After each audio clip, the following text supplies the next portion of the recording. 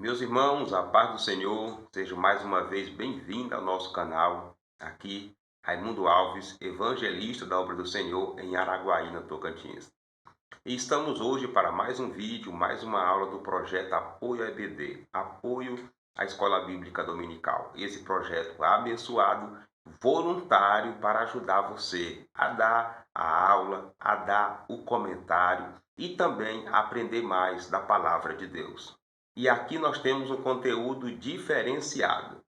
Abordamos a parte teológica, que é o conteúdo da lição, e eu vou dizer para você que são poucos canais aqui no YouTube que realmente lê, que realmente trata diretamente do conteúdo que está na revista.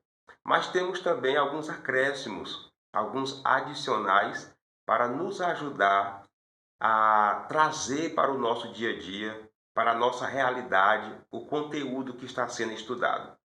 Nós temos o desafio da igreja dos nossos dias, temos também as questões do tópico, que são perguntas que a gente levanta para tentar esclarecer ainda mais o assunto abordado.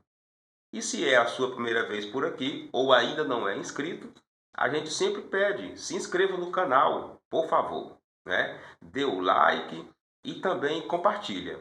Quando você compartilha, você está abençoando o canal, não é? Promovendo o canal, divulgando o canal e está também abençoando os outros que vão também receber esse conteúdo, que estão também precisando de auxílio, né? De subsídios para estudar a lição da Escola Bíblica Dominical e assim ministrar uma ótima aula para a igreja.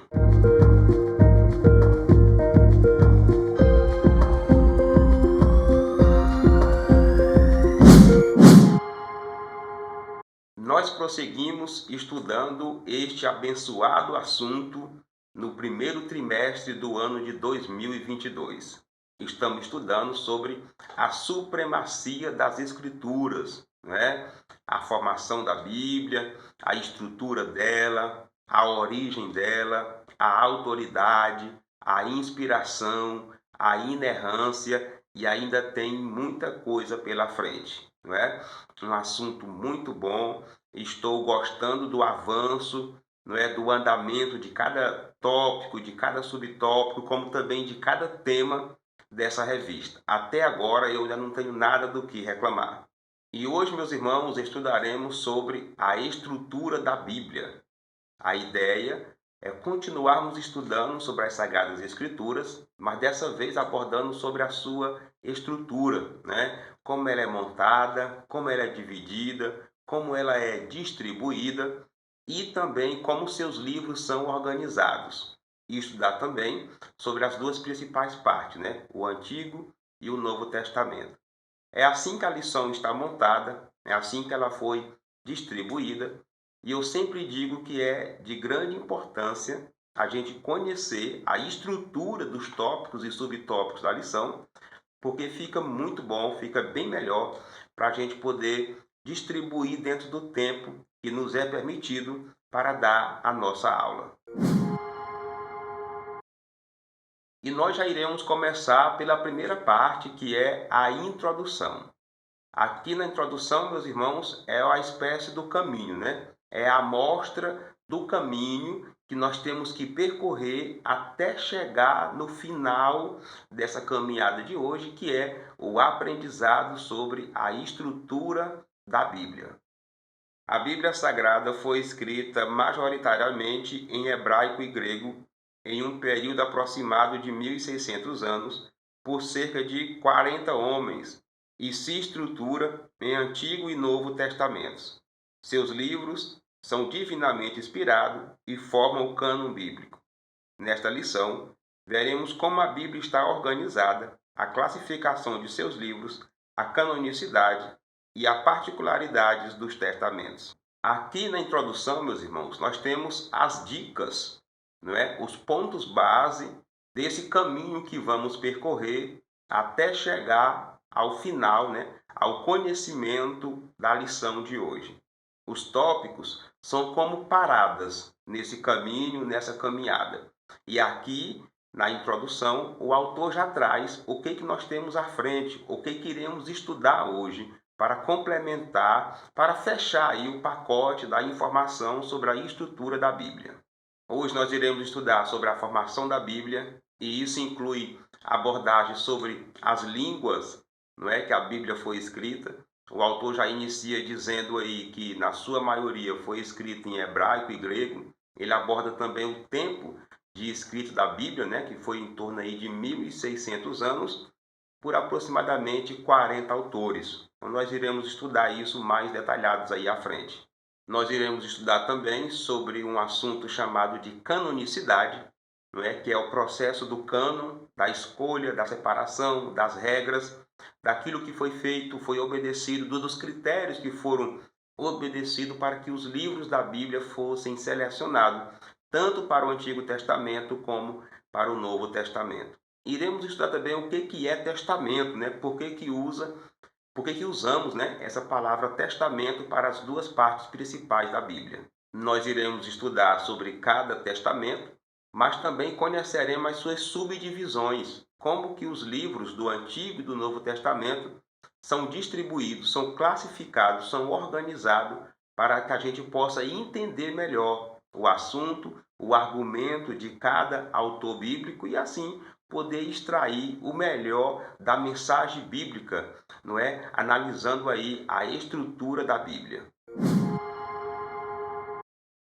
E assim, meus irmãos, já iniciaremos pelo primeiro tópico, tá? E nesse primeiro tópico nós iremos abordar e conhecer como que a Bíblia está organizada, como que ela é estruturada. Definição do termo Bíblia. A palavra Bíblia tem origem em vocábulos no grego e no latim.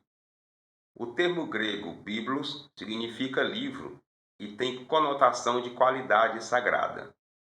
A palavra Biblia, no latim, é um substantivo feminino que também exprime a ideia de livro. Por volta de 150 d.C., os cristãos passaram a usar o termo grego ta biblia, os livros, para referir-se ao conjunto de livros inspirados por Deus. Por isso, a coleção dos livros sagrados forma um único livro, a Bíblia Sagrada, chamada também por Paulo de as Santas Escrituras. Porque esse livro, que é formado por um conjunto de livros, recebeu esse nome de Bíblia? Bom, vários autores abordam sobre isso, e os principais argumentos é que o nome Bíblia deriva da palavra grega biblos, né? E biblos é o nome dado a uma cidade bem antiga, alguns até a consideram a cidade mais antiga do mundo. Biblos, no grego, é o mesmo que papiros. Essa cidade produzia muitos papiros. Daí veio o título, né, uma espécie de apelido. Essa cidade ela tem vários nomes, inclusive na Bíblia também tem nomes dela, viu? Mas um deles é Biblos. E daí resolveram apelidar ela desse nome porque ela produzia muitos papiros. Com o passar do tempo, foi se traduzindo também para o latim, não é? Biblia. O plural de biblos é tabíblia, tabiblia, não é? O certo é que tanto do grego como do latim originou-se a palavra Bíblia na nossa língua, que quer dizer coletânea, livros, conjunto de livros. Por isso que chegamos aí a esse nome de Bíblia, nesse livro que nós usamos como palavra de Deus. No tempo da igreja do segundo século, já existiam muitos escritos, tanto o que nós temos hoje na Bíblia, como também outros escritos. Daí, para separar, não é, para dar um título, eles usaram a palavra grega tabiblia, não é, para identificar os livros que eram considerados sagrados e também que eram considerados inspirados por Deus, que são os livros que nós temos hoje. Mesmo sabendo que o nome Bíblia é oriundo de rolos, livros, coletânea de livros, né? Daí nós temos também a palavra biblioteca.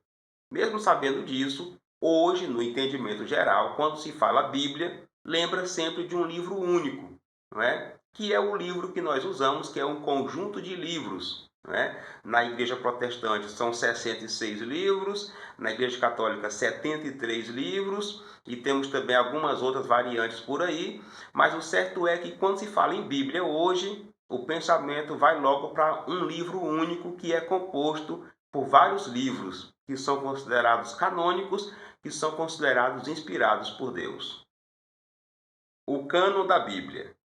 Cânon, do hebraico kané, tem o sentido de vara de medir.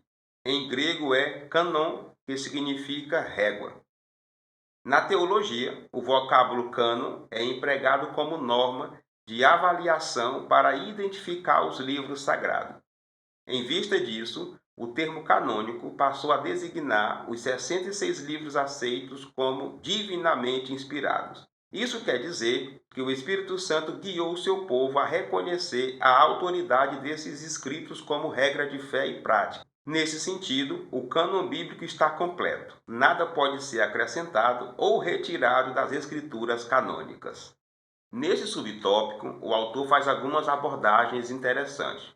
Vamos começar pela primeira, né? O que é cânon? Cânon, meus irmãos, é uma palavra que, se fosse traduzida para o nosso popular de hoje, seria régua ou então trena, né? No hebraico significa vara de medir, no grego essa palavra significa régua, né? E trazendo para a nossa linguagem aí seria uma espécie de trena, né? O metro de medir. Só que quando traduz diretamente para uma linguagem mais teológica, relacionada com o processo de escolha dos livros da Bíblia, o cânon, na verdade, é um conjunto de regras, né? É um conjunto de critérios.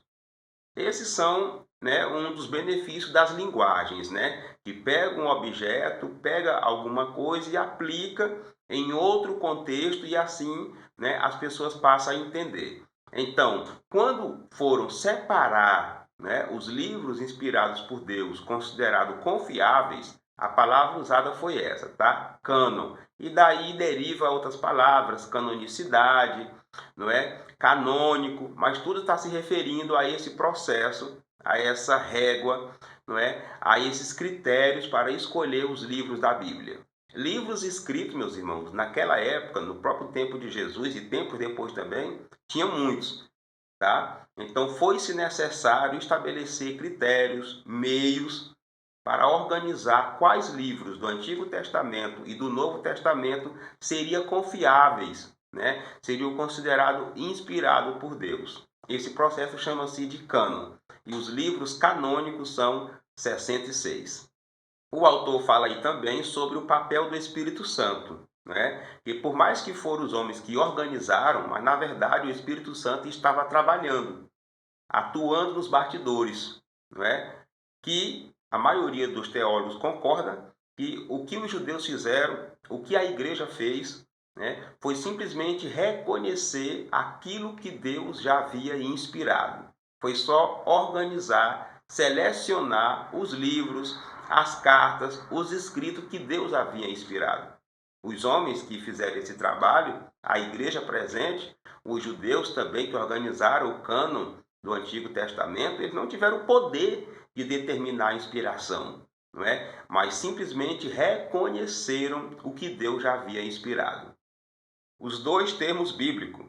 O termo testamento vem do latim testamentum, que é tradução da palavra grega diateque e da hebraica berit.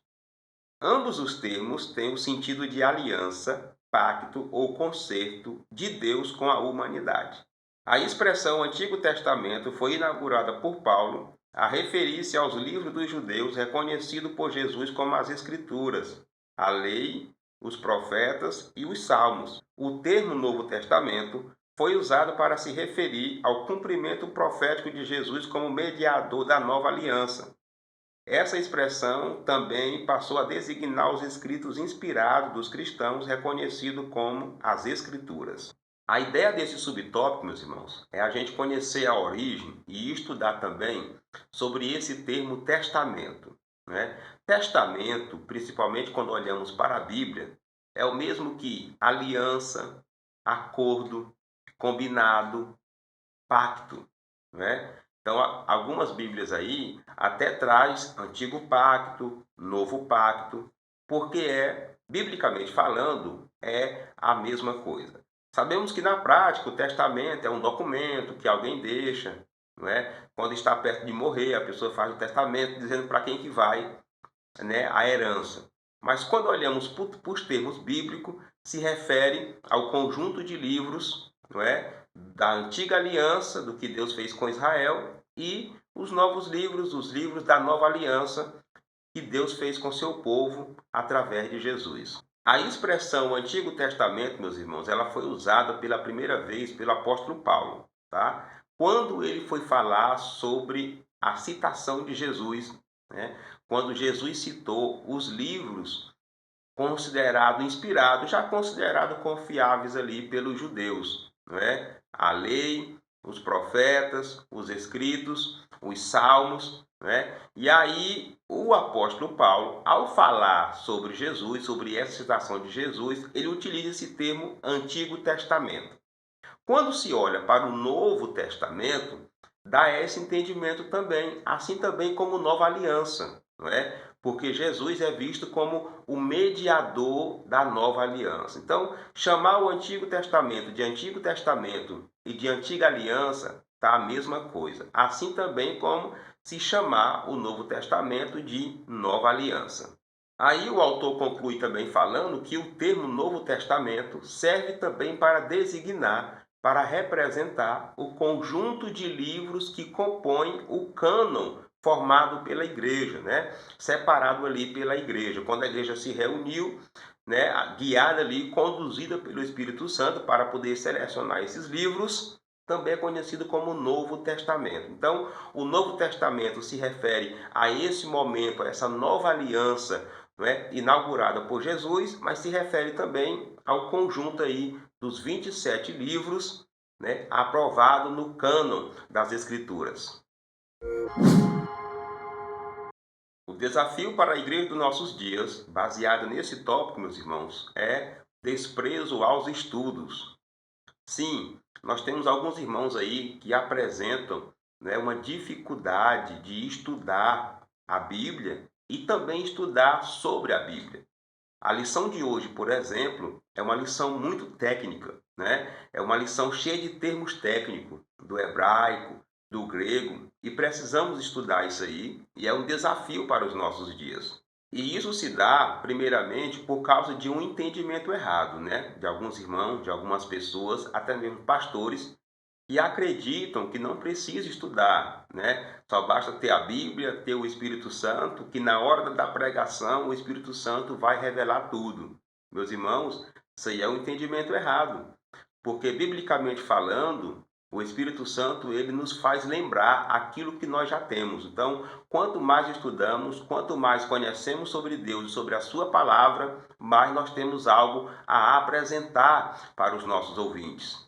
E junto com isso, nós temos o problema do medo, né? Muita gente não quer estudar, não quer fazer um curso de teologia, né? Por ter medo de esfriar sua fé, às vezes medo de ser confrontado, medo de vir à luz algum erro que ele tem, alguma interpretação errada, algum entendimento errado, e aí termina entrando ali pelo comodismo, né? Porque tem medo de ter a sua vida cristã alterada, a sua crença mudada.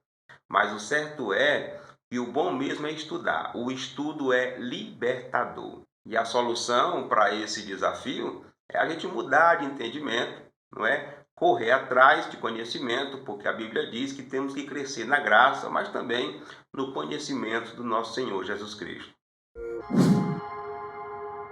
A questão desse tópico, meus irmãos, é como entender melhor a organização da Bíblia.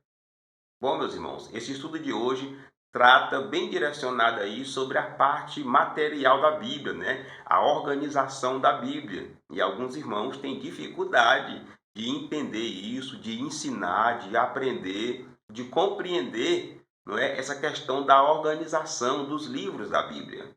E a primeira dica é você se libertar de um certo misticismo que muita gente tem sobre a Bíblia Sagrada.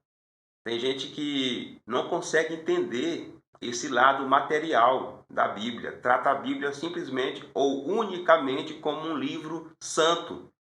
E precisamos entender a organização da Bíblia como um livro, não é? Como ela está dividida nos testamentos, como que esses testamentos estão divididos, eles estão classificados. Os livros da Bíblia, meus irmãos, pertencem a alguns grupos, são classificados em alguns grupos, tá? E isso facilita muito a gente entender a mensagem de cada livro. E uma outra dica é adquirir material especializado nessa área. O Espírito Santo, meus irmãos, continua capacitando professores e mestres e doutores, viu? Na área do ensino da palavra de Deus. E esses homens e essas mulheres produzem materiais, né? Dicionários, comentários bíblicos, livros sobre a estrutura da Bíblia, sobre a organização da Bíblia. Meus irmãos, nos ajuda demais, viu? A poder selecionar, organizar cada livro dentro da sua categoria, dentro do seu grupo, porque assim facilita o entendimento do que o autor queria falar, qual era o seu contexto, em que ele estava vivendo. Tudo isso nos ajuda a entender melhor a organização da Bíblia. Como recurso pedagógico, mostra exemplo de organização. Organização, por exemplo, de uma casa, de um ambiente de trabalho, a estrutura de uma casa, a estrutura de um prédio, né?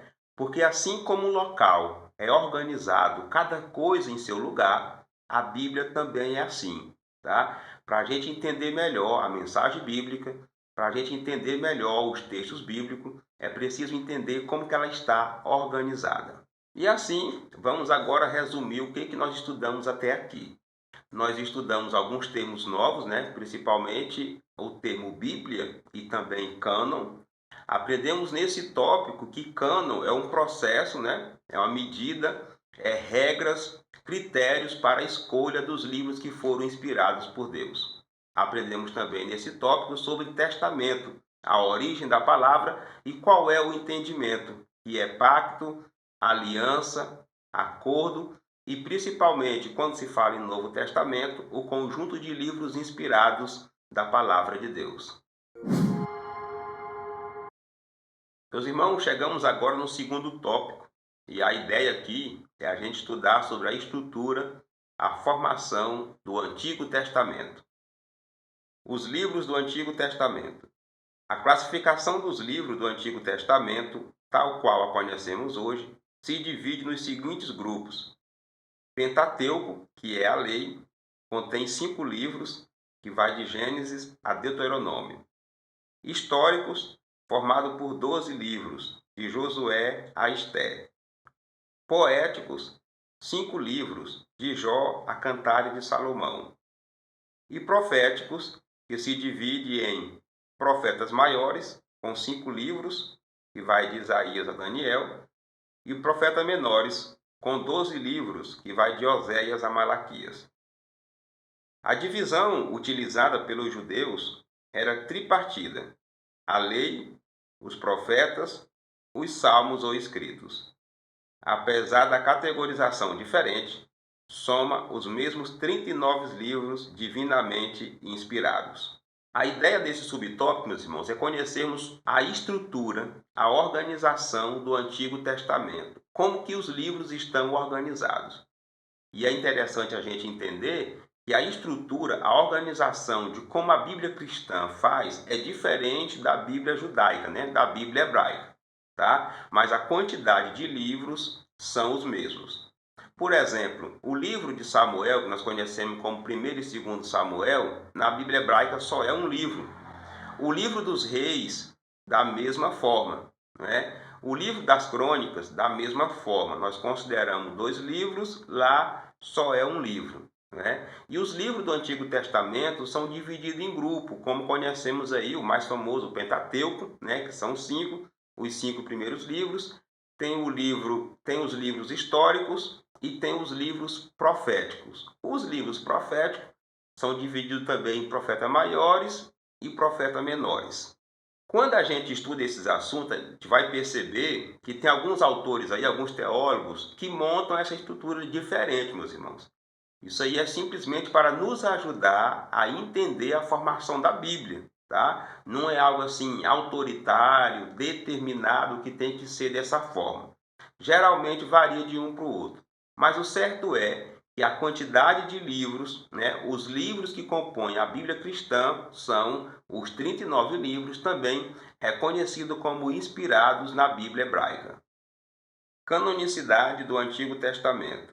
Existem três fatores basilares na avaliação de um livro canônico: a inspiração divina, que atesta se é inspirado pelo Espírito Santo; o reconhecimento do povo de Deus, que atesta se o livro era aceito como autêntico por seus primeiros leitores; e a preservação pelo povo de Deus, que atesta se o livro era conservado como palavra de Deus. A confirmação desses elementos revela que, desde o início, os livros do Antigo Testamento foram recebidos e guardados como inspirados e autorizados por Deus. Aqui nós temos mais uma palavra nova, né? Canonicidade. Essa palavra se refere, ela deriva aí de cânon, né? Ou seja, os critérios para separar a coletânea dos livros confiáveis, né? Temos que lembrar e recordar aqui que naquele tempo ainda não era chamada de Bíblia, não é? E o Antigo Testamento, a canonicidade do Antigo Testamento se deu com o povo judeu, viu? Logo após ali o retorno do cativeiro babilônico, certo? Então a maioria dos teólogos confirmam e concordam que por volta dos anos 200 antes de Jesus, esse conjunto de livros, esse grupo de livros, né, o cânon do Antigo Testamento já estava formado, já estava fechado. Existem teólogos, existem autores que abordam 5 critérios do cânon para separar, para selecionar os livros considerados inspirados. Aqui na lição, o autor aborda 3, né? Então, esses 3 critérios aí foram usados para selecionar os livros, porque tinha muito material, né? Então, o livro ele tinha que ser inspirado por Deus, tinha que ser reconhecido pelo povo de Deus e também preservado, guardado como palavra de Deus. Os livros que passaram por esses critérios aí e mais alguns que não estão aqui na revista foram considerados livros confiáveis e passaram pelo cânon e a fazer parte do cânon do Antigo Testamento. Particularidades do Antigo Testamento. Quase a totalidade dos livros foram escritos em hebraico, chamado na Bíblia de língua de Canaã. Algumas porções foram escritas em aramaico, um dialeto que deu origem à língua árabe. O último livro canônico foi o do profeta Malaquias, que o concluiu antes do ano 430 a.C. Desde então, nada mais pôde ser acrescido ao cânon do Antigo Testamento. Conforme Norman Geisler, para facilitar a tarefa de citar a Bíblia, em 1227 d.C., o Antigo Testamento foi dividido em capítulos e por volta de 1445 foi dividido em versículos. O propósito desse subtópico é aprendermos mais alguns detalhes sobre o Antigo Testamento. E aqui o autor fala sobre a língua predominante na escrita do Antigo Testamento, que foi o hebraico. Alguns aí chamam de hebraico antigo, não é? Não é o hebraico de hoje, o hebraico clássico, né? O hebraico moderno. E também foi escrito com a língua aramaica, não é? O forte do aramaico, o aramaico surgiu ali principalmente no Império Persa, tá? E quando o povo foi comercializando, fazendo negócio, então essa língua foi surgindo, uma mistura aí, um conjunto de outras línguas, não é? Para que as pessoas pudessem conversar e se entender. Então, no Antigo Testamento predomina o uso, não é, dessas duas línguas, o hebraico e o aramaico. O autor dá mais uma pincelada aí sobre o cânon do Antigo Testamento, informando que o último livro considerado inspirado por Deus, né, considerado canônico, é o livro de Malaquias, que foi escrito por volta de 430 antes de Jesus, né, antes de Cristo. De 430 até chegar em Jesus, teve muita coisa escrita, né? Uma das mais conhecidas é o livro dos Macabeus, né? Mas não é considerado canônico, tá? Esse período aí de Malaquias até Jesus, né, até os escritos de Mateus, não é considerado canônico, e o autor reforça aí que nada pode ser acrescentado ao grupo, né, ao conjunto canônico do Antigo Testamento. O autor cita também um fato curioso, né, que a Bíblia ela não foi dividida e organizada originalmente em capítulos e versículos, né? Isso aí já veio tempo depois, para facilitar o estudo, facilitar citar, né, aonde estava escrito. Então, primeiramente, não é? O Antigo Testamento ele foi dividido em capítulos. A Bíblia foi dividida em capítulos, primeiramente, não é? E depois, anos depois, foi dividido em versículos. E hoje temos essa facilidade, né? Tanto para ler, para estudar, como também para recomendar e orientar alguém a localizar, a encontrar uma certa passagem bíblica. A segunda questão, baseada no tema de hoje, é como entender o uso do Antigo Testamento diante do Novo Testamento. Bom, meus irmãos, muita gente entende que a Bíblia é completa, ela é canônica, é inspirada por Deus, mas nós temos aí alguns problemas na hora do uso e da aplicação do Antigo Testamento pela igreja, pelos cristãos. Primeiramente, temos o problema da discordância, né? Algumas pessoas discordam de como o Antigo Testamento tem que ser usado pelo Novo. Alguns acreditam que o Antigo Testamento tem que ser transferido de forma literal, né, para o Novo Testamento, e assim nós teríamos que cumprir tudo que está ali à risca.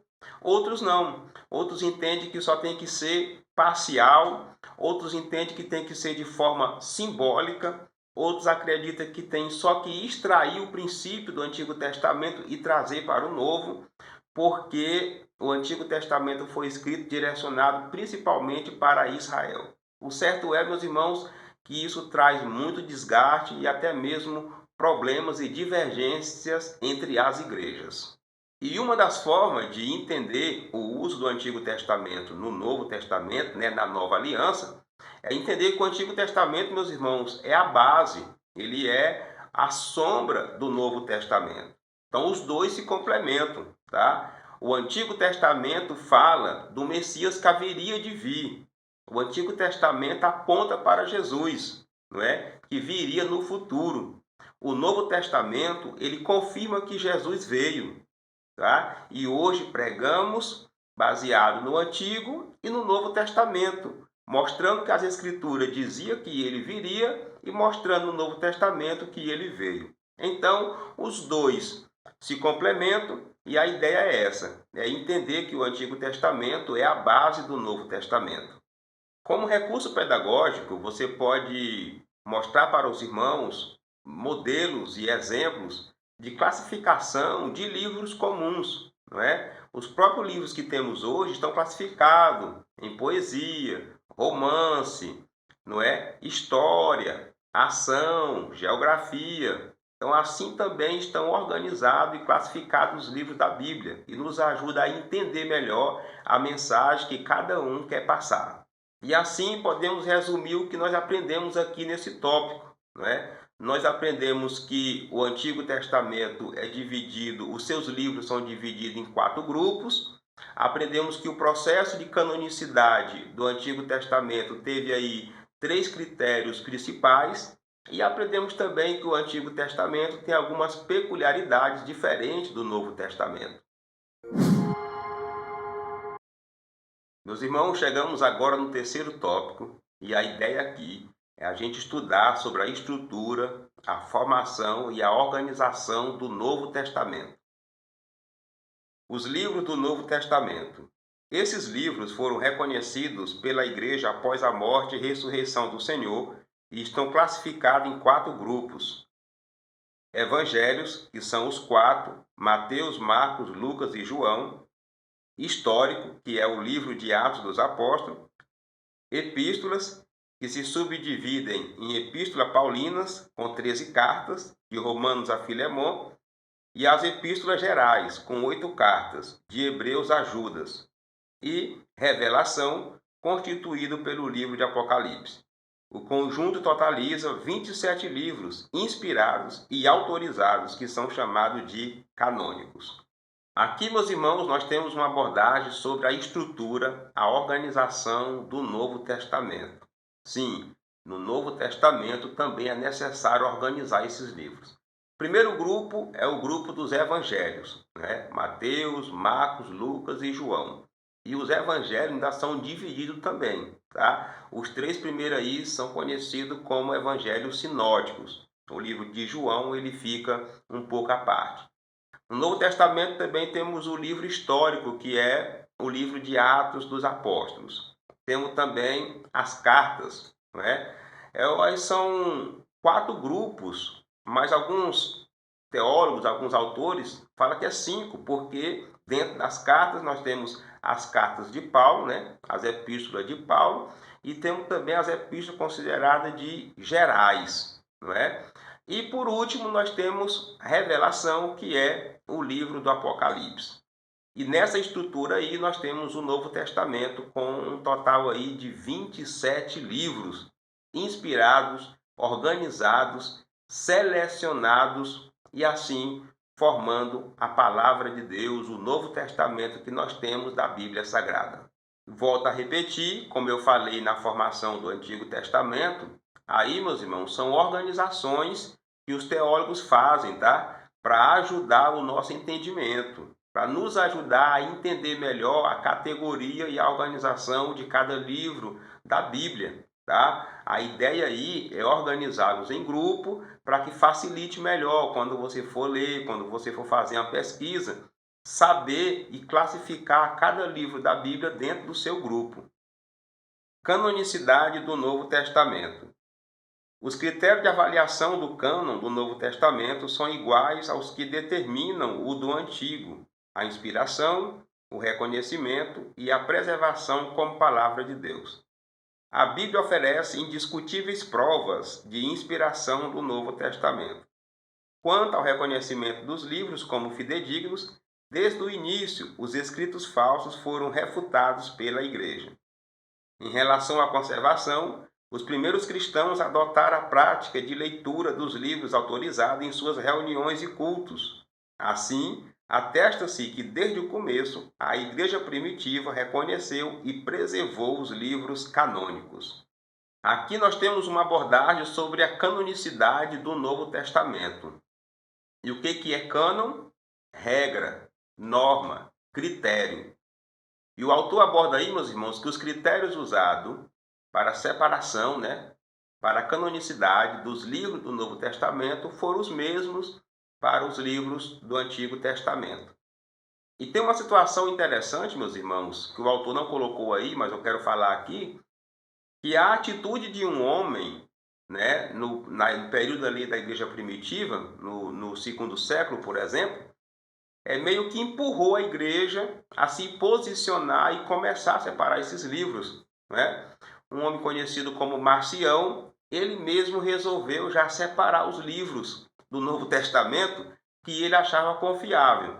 Porém, como ele estava influenciado pelo gnosticismo, ele mudou alguns livros, ele rejeitou os livros judaicos, e mexeu, alterou alguns livros do Novo Testamento. Mas foi o primeiro a tentar montar um cânon, sabe? Um grupo, um conjunto de livros considerados confiáveis no Novo Testamento. Sobre a inspiração, o autor fala que a própria Bíblia Sagrada confirma, que tanto o Antigo como o Novo Testamento são inspirados por Deus. O Novo Testamento também é considerado inspirado por Deus. No tempo da igreja primitiva, os apóstolos, os discípulos, utilizavam só o Antigo Testamento, provavelmente a Septuaginta, que é a tradução do Antigo Testamento da língua hebraica para a língua grega. Então, provavelmente, eles utilizavam ela, essa tradução. Mas tiveram que escrever, e depois que foram escritos, os seus escritos também foram considerados inspirados. Tanto é que foi preservado e usado pela igreja primitiva, nos seus cultos, nas suas reuniões, nas suas assembleias, os escritos de Paulo, todos os escritos que nós temos aí do Novo Testamento foram usados pelas igrejas e trocados também. não é? Uma igreja recebia uma carta, ela mandava para outra igreja, para que pudesse ler também, e dali tirar o ensinamento daquele escrito considerado inspirado por Deus. E o autor fala aí também sobre um papel da igreja, né? A ação da igreja, que foi usar, não é? E também preservar esses escritos. A inspiração é de Deus, né? Deus inspirou as escrituras através do seu Espírito. Agora, o cuidado de usar, preservar, guardar, esse papel aí foi da igreja. Nós temos que entender isso, tá? Não foi a igreja que determinou o cânon, né? Não foi a igreja que disse qual livro era de Deus e qual livro não era de Deus. Não, isso aí já foi passado pelo Espírito Santo nas igrejas, que quando a igreja resolveu reunir, já reuniu os que eram considerados santos, né? Os que eram considerados inspirados. Então a igreja, ela separou, ela cuidou, ela preservou, mas a inspiração é de Deus. Particularidades do Novo Testamento. Os livros do Novo Testamento foram escritos em grego koiné, um dialeto comum que muito auxiliou na propagação do evangelho nos primórdios do cristianismo. Algumas expressões em grego possuem significado em aramaico, como Talita cumi, menina levanta-te, Abba pai, papai, meu pai, Eloi, Eloi, lama sabachthani, Deus meu, por que me desamparaste? O conjunto dos livros canônicos foi escrito antes do término do século I, e desde o encerramento do cânon, os cristãos reconhecem apenas os 27 livros como inspirados. Em torno de 1555 d.C., o Novo Testamento também foi dividido em versículos. Aqui nós temos algumas particularidades do Novo Testamento. E a primeira citada aí pelo autor é a questão da língua da escrita, não é? Nós vimos que o Antigo Testamento predominantemente foi escrito em hebraico, não é? E já o Novo Testamento ele foi escrito todo no grego koiné. O que era o grego koiné? A língua do povão, a conversa do povão, a mistureba de língua, sabe? Porque naquele tempo existia o Império Romano, mas o mundo havia sido dominado pelo Império Grego, então o grego era muito influente ainda. Aí deu aquela mistura, né? Aquela mistura de língua, um pouco do latim, um pouco do grego, um pouco do aramaico, e assim surgiu o grego koiné. Tanto é que os pesquisadores da Bíblia confirmam, não é, que por mais que o Novo Testamento foi escrito no grego koiné, mas tem influência do hebraico. Os autores chamam isso de hebraísmo, né? Palavras escritas em grego, mas que a expressão foi oriunda do hebraico. Outra coisa que precisamos levar em conta é que o grego koiné contribuiu muito para o crescimento do evangelho, porque era uma língua em que o povão tinha acesso, né? Era uma língua de fácil entendimento. A maioria das pessoas falava essa língua, esse grego, porque conseguia se comunicar com os outros comerciantes, com os outros viajantes, com as outras pessoas. Então, o Novo Testamento ter sido escrito na língua comum, na língua do povão, contribuiu muito, meus irmãos, facilitou muito para a propagação do Evangelho, da Palavra de Deus e o crescimento da igreja. O autor dá mais uma reforçada também sobre o cânon do Novo Testamento, falando que desde o início, desde o princípio, a igreja reconheceu esses 27 livros que nós temos hoje no Novo Testamento. Meus irmãos, esse assunto da canonicidade dos livros da Bíblia é um assunto que traz muito debate, viu? Tem muita coisa, não dá tempo de falar tudo aqui, né? A igreja realizou, por exemplo, na sua história, vários concílios. O concílio que deu a martelada mais importante foi o concílio realizado no ano de 393, certo? Mas se passou aí cerca de 60 anos juntando esses livros, né? Conversando com as igrejas, com os bispos, quais livros eram confiáveis, quais não eram, né? Tem livro do Novo Testamento, por exemplo, que teve muita resistência para ser incluído no cânon do Novo Testamento, não é? Algumas cartas de Pedro, algumas cartas de João, o próprio livro do Apocalipse. Então foi um processo demorado que a igreja teve até selecionar esses livros. Mas o certo é que já por volta do segundo século, esses 27 já eram considerados confiáveis. O desafio da igreja dos nossos dias, baseado nesse tópico, é resistência à autoridade da Bíblia. Meus irmãos, algumas pessoas, até cristãos, tá, decidiram se opor à autoridade da Bíblia. Alguns tiram toda a autoridade que os cristãos dão, outros acreditam numa autoridade parcial. E eles têm alguns argumentos. A primeira alegação desse povo é a falta dos originais, né? Que os teólogos chamam de autógrafos. O papel, o papiro, não é? Aquela parte do pergaminho que o autor mesmo escreveu, que Paulo escreveu, por exemplo. Não temos mais isso entre nós, tá? Nós não temos entre nós.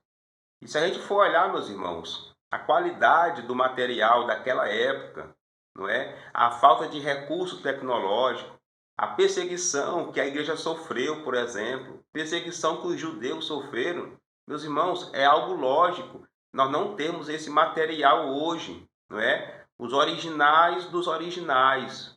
É ilógico exigir isso. Outra alegação são algumas divergências que são encontradas nos escritos que temos hoje, não é? Nas cópias. Mas se a gente for observar o processo das cópias, não é? Chamado de manuscritos, que os escribas pegavam um texto, não é? Passavam para outras cópias, para outros textos, manualmente. É possível sim que haja uma certa divergência. Os teólogos chamam essa divergência de variantes. E isso é aceitável, não é?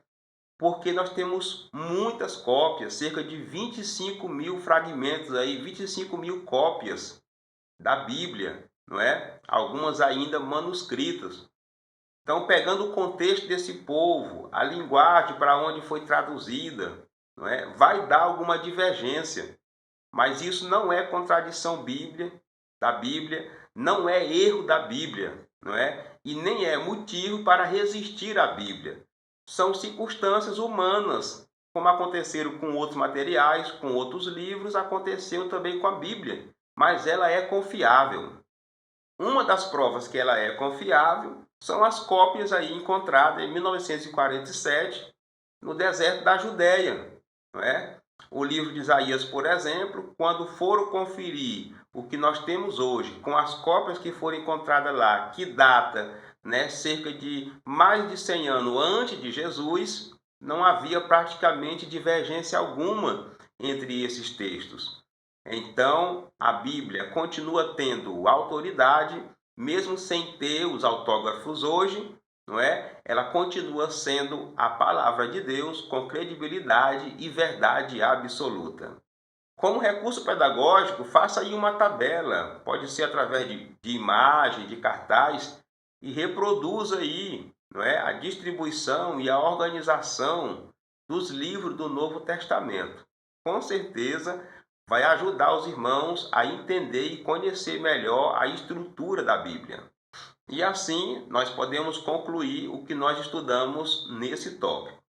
Estudamos que o Novo Testamento, os seus livros, estão divididos aí em 4 grupos, não é?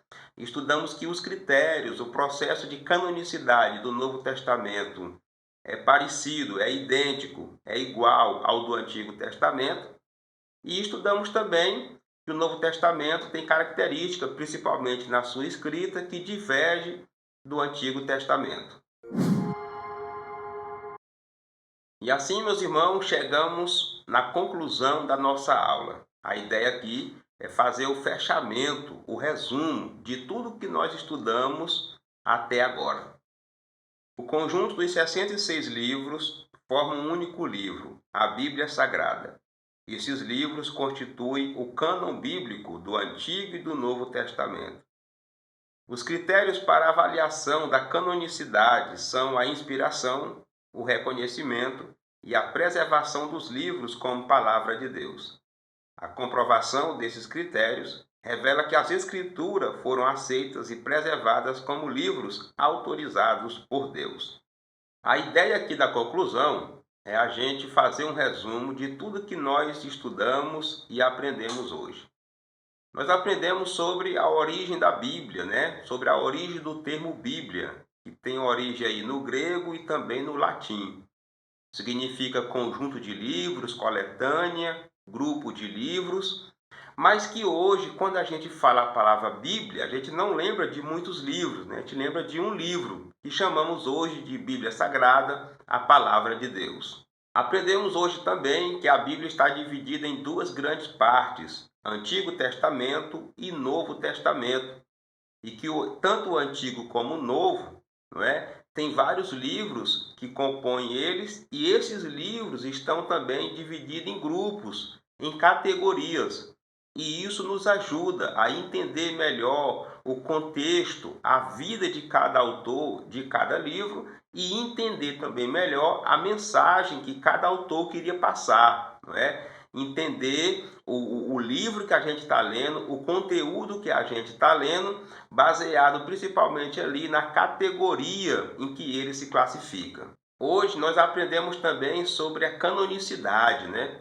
Que é o processo do uso do cânon, ou seja, as regras, as normas, os critérios que foram usados para que esses livros pudessem hoje fazer parte da Bíblia, não é? O cânon do Antigo Testamento foi determinado e organizado ainda pelos judeus cerca de 200 anos antes de Jesus, não é? E o cânon do Novo Testamento foi batido aí um martelo oficial aí em torno de 393, não é? Depois de Jesus, no Concílio de Hipona. Porém, desde o segundo século, a igreja já vinha separando, já vinha selecionando esses escritos e sendo usado aí nas igrejas. Aprendemos hoje também sobre a preservação da palavra de Deus. Aprendemos hoje também sobre a preservação da palavra de Deus, não é?